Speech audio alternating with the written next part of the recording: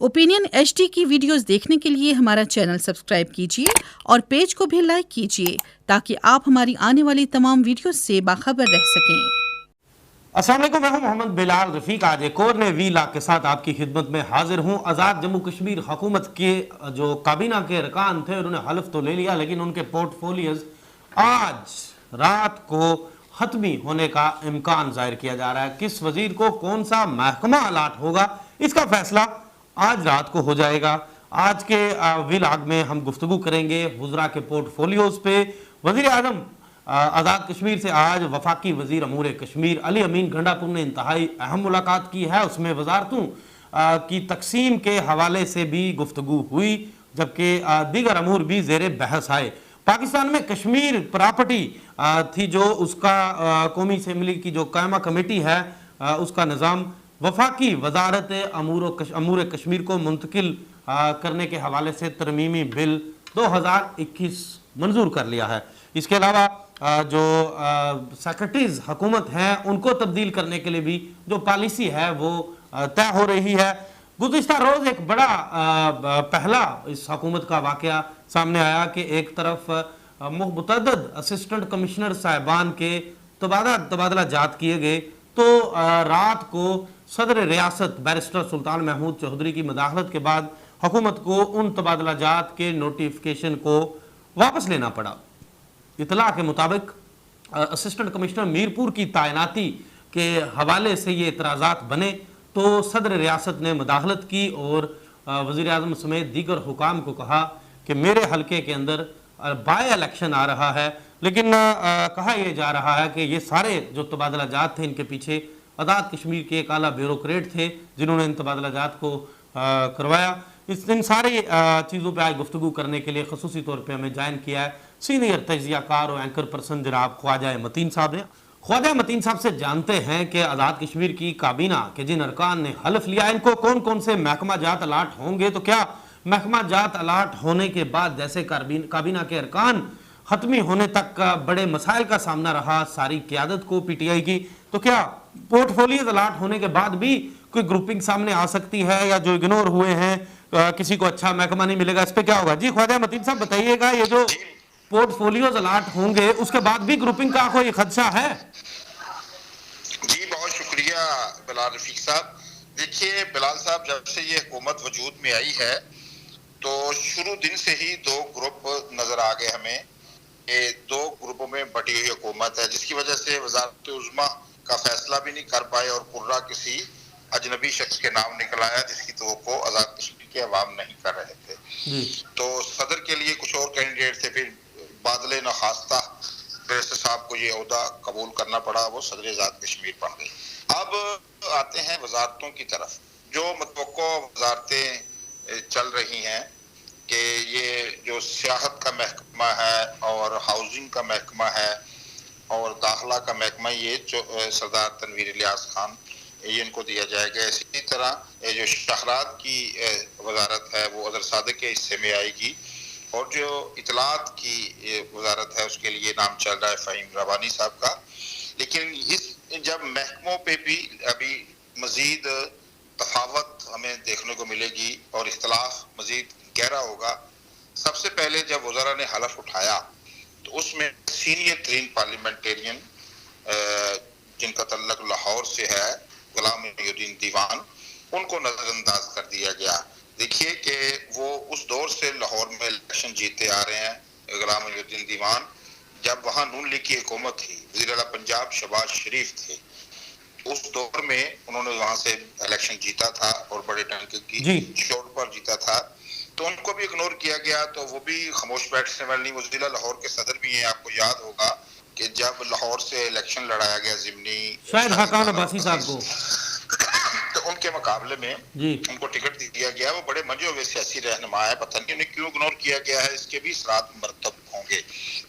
तो अभी अब जब मैच में अलाट हो जाएंगे, रजामंद किया जा रहा है। आज भी इस्लामाबाद में बहुत गहमा गहमी थी, मुलाकातें होती रही, वो राजी किया जाता रहा लोगों को कि आप इन वजारतों को लें और झगड़ा ना करें। इस तरह हाफिज हामिद रजा हैं, उन्होंने भी बड़ा शदीद एहतजाज किया वज़ीर अमूर कश्मीर के साथ उनको कहा कि अब उनको ये सुनने में आ रहा है कि वज़ारत मज़हबी अमूर हाफ़िज़ हामिद रज़ा को दी जा रही है, गो कि उन्होंने हल्फ नहीं उठाया।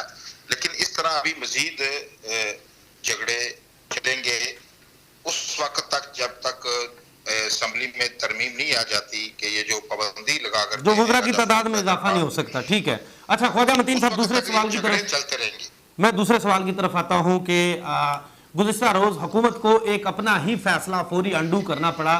चंद असिस्टेंट कमिश्नर्स की तैनातियां थी, जिनमें सबसे अहम तैनाती थी जो बैरिस्टर सुल्तान महमूद चौधरी का हल्का इंतखाब था। बेटे बाय इलेक्शन से वहां से हिस्सा लेंगे यासर सुल्तान। उस हल्के के अंदर उनके शहर में असिस्टेंट कमिश्नर थी जो चौधरी मोहम्मद यासीन के हल्के से लाई गई, बिनिश जराल साहबा, उनके लिए सारे तबादला जात किए गए और कहा यह जा रहा है कि काला ब्यूरोक्रेट थे इन तबादला जात के पीछे। इस पे ये क्या कहानी हुई? एक तरफ हुकूमत ने नोटिफिकेशन किया इन असिस्टेंट कमिश्नर्स के तबादलों का और रात को तकरीबन 9 बजे तक फिर दूसरा नोटिफिकेशन आ जाता है कि तमाम तबादलों को ताहुक्म सानी रोका जाता है। इस पे क्या कहेंगे? यू टर्न हुआ, अंडू क्यों करना पड़ा हुकूमत को अपने फैसला पूरी तौर पे? जी जी, ये देखिए कि जब किसी ऐसे शख्स को आप वज़ारत उज़्मा के मनसब पर बैठा देते हैं जिनका कोई तजर्बा नहीं है वज़ारत उज़्मा का, तो इसी तरह के जो हमें वाक़यात देखने को मिलते हैं। इस नोटिफिकेशन जब आपने कर दिया, इससे पहले क्या करता है वज़ीर आज़म कि वो तमाम जो हल्का जात हैं, उनके जो मिनिस्टर्स हैं, MLA हैं, उनसे मशवरा करता है कि ये मैं आपके हल्के में इस ब्यूरोक्रेट को यहाँ कोई जिम्मेदारी दे रहा हूँ। जब बगैर मशावरत के ये काम किया जाएगा तो फिर इस तरह सुबकी का सामना करना पड़ेगा आपको। देखिए कि सरदार अब्दुल कयूम खान नियाजी जिनको वज़ीर आज़म तो बन गए हैं, लेकिन ना ये आज़ाद कश्मीर की आवाम की ख्वाहिश थी कि वो वज़ीर आज़म बने और ना ही जो पार्लिमानी पार्टी है उससे राय मांगी गई, उसकी राय से ये बने हैं। ये एक पर्ची निकली, पर्ची में से इनका नाम निकला है। अब जिम्मेदारियां निभानी है इन्होंने।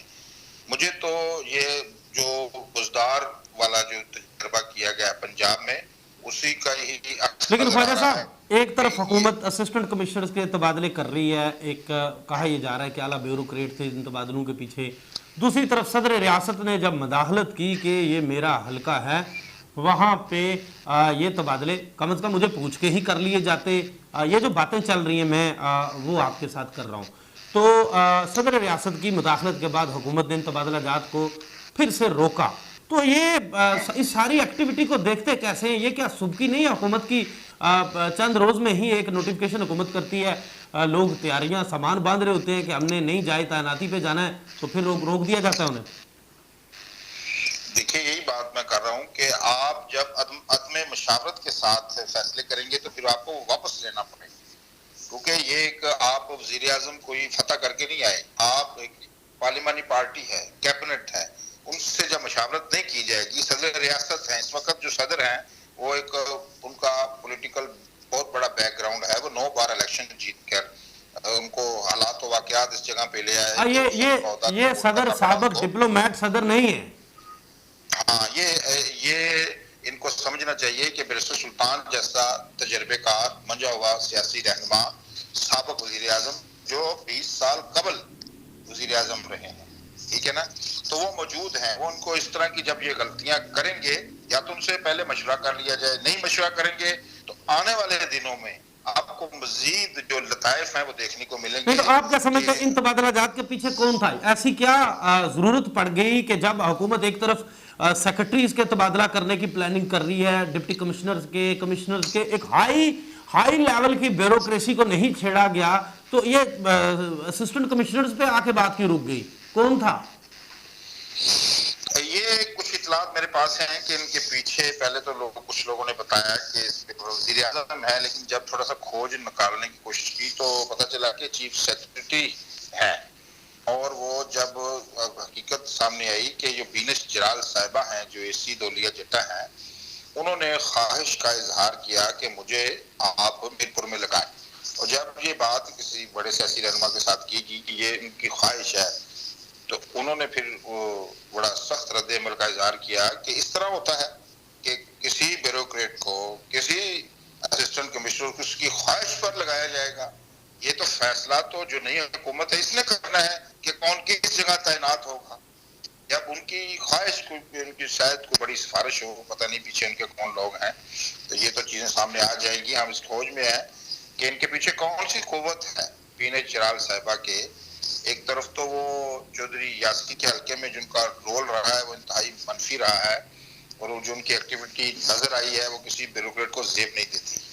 अब वो दोबारा उन्होंने किसी जगह से सिफारिश कराई और ये सारी एक्टिविटी की, लेकिन उनको भी सुर्खी का सामना करना पड़ा जब वो कार्रवाई। आप बड़े बड़े मंजे हुए सियासतदान मौजूद हैं इस असेंबली में, वैसे सुल्तान महमूद चौधरी सबक वजीर आजम रह चुके हैं, चौधरी अनवर उल हक मौजूद हैं। आप इनसे बड़े पार्लियामेंटेरियन से मशवरा नहीं करेंगे तो फिर इस तरह की सुर्खियां आने वाले दिनों में भी इस तरह की सुर्खियों के मुंतजर रहे आप। ये आए रोज सुर्खियां होंगी, क्योंकि अभी तक जो 1 माह हो गया है इनको वजीर आजम बने हुए, ये जस्टिफाई नहीं कर पा रहे, क्योंकि अभी तक नजर नहीं, इनके पांव अभी तक जमीन पर पड़ते हुए नजर नहीं आ रहे। ये नजर नहीं आ रहा कि ये आगे वजारत उज़्मा को अच्छे तरीके से चला सकें। इसके लिए एक बाकायदा आप मशवरा करें, क्योंकि उनकी लायबिलिटी नहीं है, उनका कुर्रा निकला है उनके नाम, ना वो वजीर आजम बनने के लिए इलेक्शन लड़े थे, ना आजाद कश्मीर के लोगों ने उनको वजीर आजम देखने की ख्वाहिश का। अच्छा ख्वाजा साहब, ये तो आप पॉलिटिकली ख्वाहिश पर, ठीक है, आप पॉलिटिकली बड़ा विजन रखते हैं, आप भी चीज़ों को बड़ा गहरे अंदाज से मापते और तोलते हैं।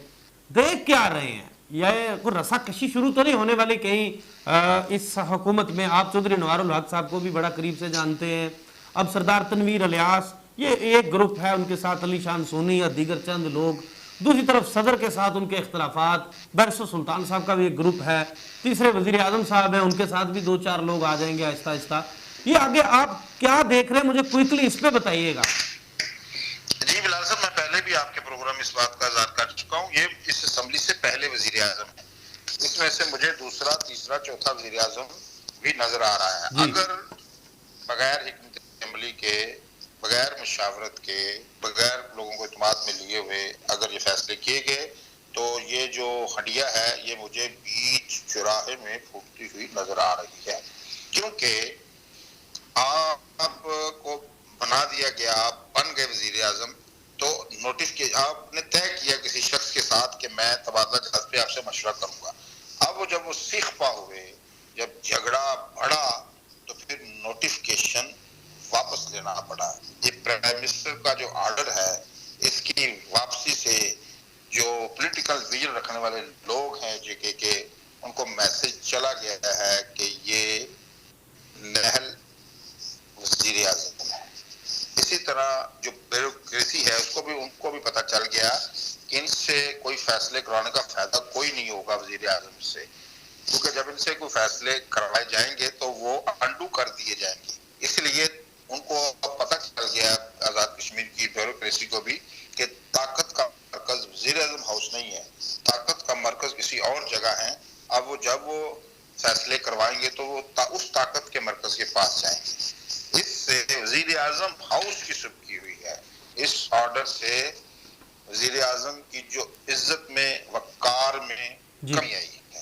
अच्छा ख्वाजा साहब, कश्मीर प्रॉपर्टी के हवाले से भी क्विकली वो बात करेंगे कि कश्मीर प्रॉपर्टी का इंतजाम वफाकी वजारत अमूर कश्मीर के हवाले से करने के लिए भी कायमा कमेटी का आज जो बिल था वो मंजूर कर लिया गया। इस पर थोड़ा सा मैं लोगों को भी बताता चलूँ कि वज़ीर आज़म इमरान खान की हदायत पर कश्मीर स्टेट प्रॉपर्टी की फ़रोख्त 1900 ये जो मामला चला था 1986 में वफाकी काबीना की तरफ से जो पाबंदी आयद की गई थी वो समरी इमरान खान साहब को इरसाल की गई थी। वज़ीर आज़म ऑफिस ने 6 दिसंबर 2019 को वजारत अमूर कश्मीर को हदायत जारी की थी कि 1 हफ्ते के अंदर अंदर कश्मीर स्टेट प्रॉपर्टी की फ़रोख्त पर आयद पाबंदी ख़त्म करने की समरी तैयार करके मंजूरी के लिए वज़ीर आज़म को इरसाल की जाए। कश्मीर स्टेट जो प्रॉपर्टी थी, स्टेट प्रॉपर्टी का इंतज़ाम 1947 से 55 तक आज़ाद कश्मीर हुकूमत के पास रहा, यानी ये वो प्रॉपर्टीज थी जो महाराजा हरी सिंह की खरीदी हुई थी। कश्मीर स्टेट प्रॉपर्टी का ज़्यादातर हिस्सा पंजाब और कुछ KPK में है। एक रिकॉर्ड के मुताबिक पाकिस्तान में रियासत जम्मू कश्मीर की जो कुल शहरी प्रॉपर्टी है वो 1048 कनाल थी और ज़रई 2426 एकड़ थी। तो अब इस पे क्या देख रहे हैं, ये क्या होने जा रहा है, इस पे क्विकली मुझे आखिरी सवाल का जवाब दे दीजिए। जी बिलाल साहब, देखें ये कश्मीर प्रॉपर्टी कश्मीरियों की मलकियत है। मेरी राय बड़ी इसमें वाज़ेह है कि ये इसका इंतजाम इंसराम वो आज़ाद हुकूमत के पास होना चाहिए, क्योंकि ये मुख्तलिफ सूबों में है, जेके में नहीं है, बाहर है। तो इस पे कभी जो है वजारत अमूर कश्मीर इस पे कंट्रोल हासिल करती है, कभी कश्मीर कौंसिल करती है, और इन जमीनों की बड़ी बंदरबांट भी हुई है, किरायों में भी बड़ी लूटमार हुई है, फरोख्त भी हो गई है जमीनें, फरोख्त भी होती रही है। तो इसको ये जो प्रॉपर्टी है इसका इंतजाम इंसराम आज़ाद हुकूमत के जिम्मे होना चाहिए, ताकि जो कश्मीरी अवाम की प्रॉपर्टी है वो अवाम की मिल्कियत है ना, कश्मीरी अवाम की मिल्कियत है ना, जिसे हम कश्मीरी प्रॉपर्टी कहते हैं, उनका जो भी बेनिफिट है, उनका जो किरायाजात हैं, अगर सेल भी हो जाती है तो वो उसका फायदा आज़ाद कश्मीर के अवाम को मिलना चाहिए।